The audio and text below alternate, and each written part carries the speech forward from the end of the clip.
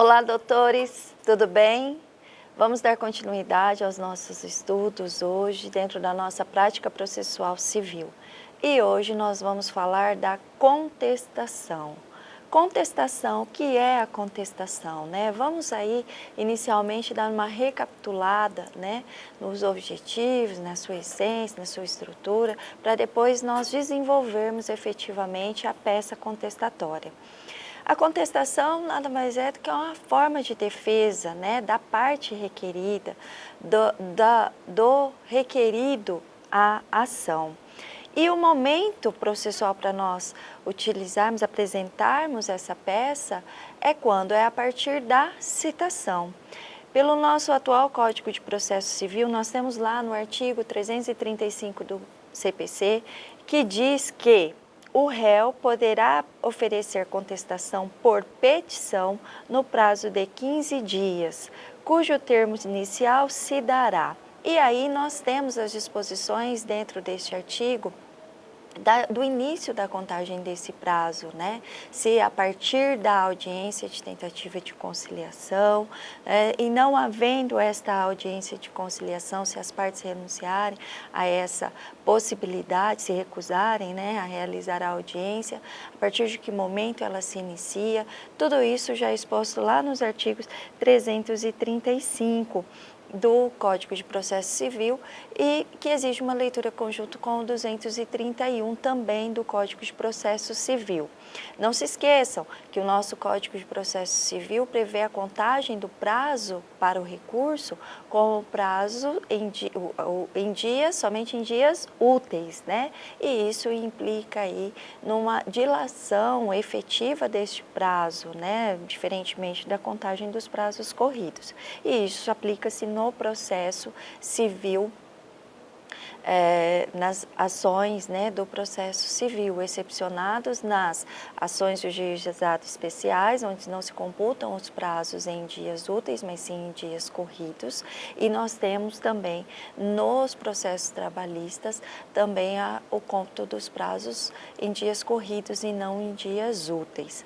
Bom, e aí, a partir do momento em que eu recebo essa citação, realizada a audiência de conciliação e não obtida a conciliação, inicia-se a contagem desse prazo de 15 dias úteis para a apresentação da defesa. E o que é que eu tenho que apresentar nessa minha defesa, né? O que é que eu vou demonstrar nessa defesa? Bom, no artigo 336 do Código de Processo Civil, dispõe que, vamos lá, a leitura, incumbe ao réu alegar na contestação toda a matéria de defesa, expondo as razões de fato e de direito com que impugna o pedido do autor e especificando as provas que pretende produzir. É o momento que eu tenho para fazer toda a minha defesa, trazer todas as minhas alegações para tentar, né, afastar a pretensão do autor. Dentro do nosso procedimento comum ordinário, que é o que efetivamente nós estamos analisando aqui, né, nós temos que seguir os termos, os prazos com relação a esse processo padrão, né, o processo civil, todo o andamento do processo civil brasileiro. E o artigo 238 diz que a citação especificamente, e aqui nós temos uma inovação na redação do artigo com relação ao que significa esse momento da citação, né? Pelo artigo 238 do atual CPC, nós temos que a citação tem o intuito, né, de convocar o réu, né, para os procedimentos comuns, vamos dizer assim, o executado, quando nós falamos dos processos de execução, ou o interessado para integrar a lide. Então, ele tem a oportunidade de adentrar ao processo. Nós não falamos mais em defender, né, apresentar sua defesa, mas sim integrar a lide e a partir desse momento que ele tem conhecimento da ação, está integrado à lide, ele vai apresentar as suas defesas. A contestação em si, como peça de defesa, ela tem a sua finalidade, né, ela é considerada aí como a peça principal da defesa. E, na verdade, quando nós falamos da contestação, nós não podemos nos esquecer algumas formas de defesa, vias de defesa, que nós apresentamos também e analisamos preliminar, em caráter, assim, vamos dizer, preliminar, né, se utilizaria ou não aquele meio de defesa. Ao qual nós falamos o quê? Das exceções, especificamente.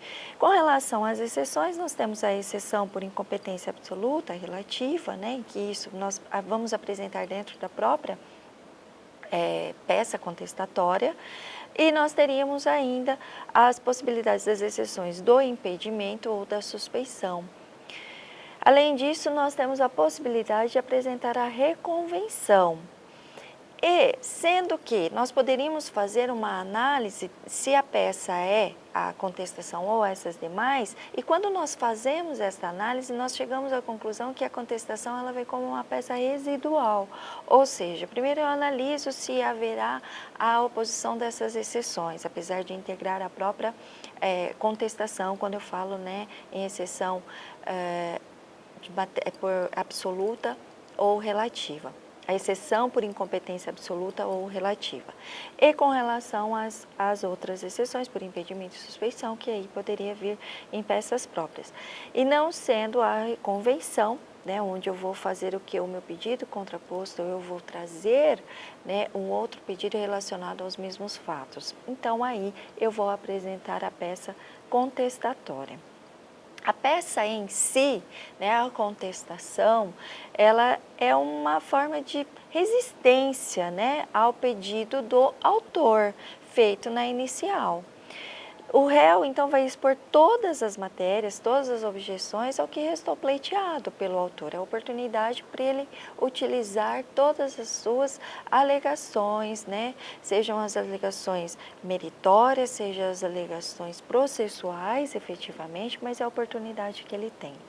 E neste momento nós podemos dizer o quê, né? Que na petição inicial o autor vem e pede.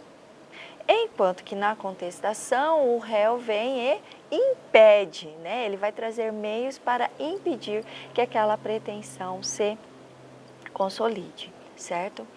E quais são os requisitos dessa estrutura, dessa peça processual? Primeiramente, sempre vem, né, pensando na sua estrutura, o endereçamento. E o endereçamento para quem será? Olha, no momento em que eu recebi a contestação, a minha citação, lá já está determinado quem é, né, o foro competente, o juízo, a vara, né, quem são as partes envolvidas, o número do processo. Então, a minha peça sempre vai iniciar-se pelo seu endereçamento, porque é no endereçamento que eu vou identificar para onde é que eu estou remetendo a minha defesa, o processo a que ele está vinculado. O número do processo, a indicação do número do processo é essencial na peça contestatória. O único momento, e a partir de então, né, em todas as peças intermediárias que nós vamos fazer nesse processo, eu tenho que vincular, eu tenho que especificar o número do processo. O único momento em que nós não indicamos o número do processo é na distribuição da petição inicial, né? E é a exceção à regra, vamos dizer assim. Por quê? Porque eu estou iniciando o meu processo e eu dependo da distribuição do próprio sistema judiciário, né, que vai fazer a distribuição desse processo. Mas com relação à contestação e a partir de então, todas as peças deverão indicar o número do processo. Além disso, o nome das partes, a sua qualificação completa, né, com relação às partes envolvidas. E aqui fica uma observação. Eu já estou na contestação, então as partes já foram devidamente qualificadas. Então, para efeitos de didática, né, a gente só vai qualificar novamente as partes envolvidas nesse processo se houver alguma incorreção no momento da qualificação que foi transcrita na petição inicial. Se isso não houver, eu posso utilizar os termos, né, o nome da parte já qualificado nos autos, né, indicação do processo em que tramita. Eu não tenho necessidade de trazer toda aquela qualificação novamente, tudo bem? O requerimento de provas, né, vou discorrer lá com relação aos fatos que foram anunciados, né? Então, na verdade, a minha peça ela se inicia endereçamento, indicação do processo, o preâmbulo, onde eu faço a qualificação das partes, vou indicar o processo em que eles estão, a fundamentação jurídica para a minha defesa, e aí eu vou iniciar por tópicos, vou distribuir. Inicialmente, nós fazemos o quê? Um resumo dos fatos. Que fatos? Aqueles fatos que foram trazidos na petição inicial. Para que eu faço isso? Né? É obrigatório? Não é que seja obrigatório. No entanto, você já apresenta a estrutura resumida daquilo que está sendo requerido lá na petição inicial, a pretensão. E ela traz uma estrutura mais coerente para depois você desenvolver os tópicos da sua defesa. Então, ela dá uma estrutura mais limpa, mais clara, mais objetiva, mais coerente para o desenvolvimento da sua peça, ok? Após isso, né, toda essa estrutura, você vai fazer o requerimento das suas provas, a conclusão dos seus pedidos especificamente, lá na conclusão dos pedidos, né, o que você realmente quer, que normalmente essa conclusão do pedido consiste no quê? No resumo das impugnações que você fez no corpo da sua estrutura, na sua peça. O pedido de juntada de procuração, se for o caso, né, juntada posterior, então eu já vou fazer o requerimento, porque necessariamente eu preciso anexar a procuração para que aquele meu ato processual praticado seja válido, tudo bem? E dentro dessa estrutura da defesa, né, nós não podemos nos esquecer dos princípios, né, o princípio da eventualidade contido lá no artigo 336 do CPC. Que quer dizer o quê? Que toda a matéria de defesa deve ser apresentada em um único momento. Tudo aquilo que está apresentado na petição inicial deve ter a sua defesa apresentada perante no ato da contestação. Ou seja, se eu não fizer isso neste momento, está preclusa a minha oportunidade. E outra questão, não só com relação aos fatos alegados, as matérias que eu estou alegando, mas também com relação à prova documental que eu estou anexando a esta defesa.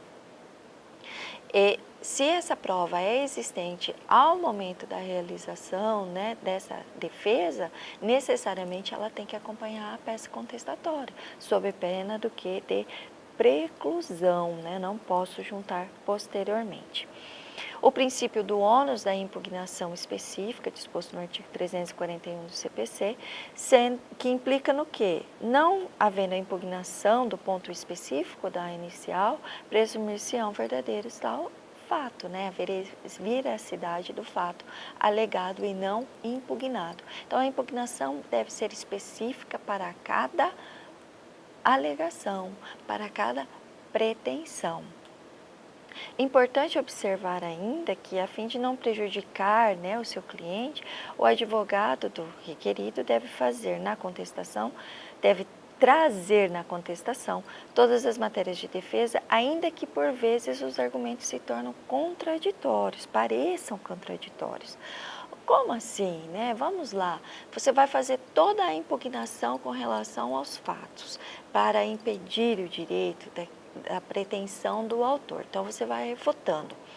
No entanto, né, se ainda assim você vai, né, trazer das alternativas, né, olha, ainda que em caráter subsidiário ou haja condenação, né, que seja afastado um ponto específico, mas você deve fazer essas considerações em toda a sua defesa, sob pena do que, se você não faz neste momento, fica o quê? Precluída a sua oportunidade, e isso importa em prejuízo para o seu cliente. Tudo bem? Até aqui Então, essa é a primeira recapitulação que nós tínhamos que fazer aí para recordar com relação aos pontos. Na próxima aula, nós vamos tratar especificamente, né, das matérias de defesa. Até lá. Tchau.